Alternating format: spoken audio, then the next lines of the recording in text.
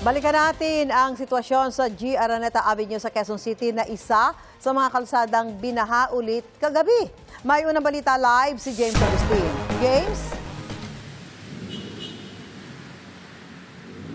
Susan, good morning. Binalikan nga namin itong bahagi ng Araneta Avenue dito sa Barangay Talayan sa Quezon City na binaha matapos ngayong malakas na buhos ng ulan kagabi. Humupa na po yung baha ngayong umaga at nadaraanan na ng mga motorista ang kalsadang ito.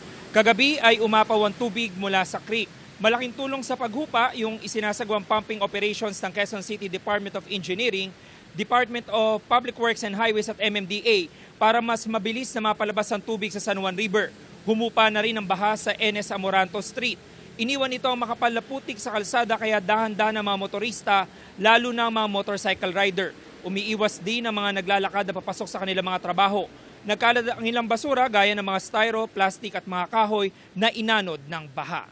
Samantala Susan, sa traffic situation ngayong umaga dito sa Araneta Avenue ay maluwag naman po. Parehas na linya northbound at southbound at papakita ko lamang yung sitwasyon dahil dito sa lugar ay bumusa naman ng malakas na ulan ngayong umaga. Kung makikita mo yung level ng tubig doon sa creek dito sa gitnang bahagi ng kalsada ay mabilis na tumaas at malapit na po maabot ulit yung kalsada na posibleng magdulot ng pagbaha.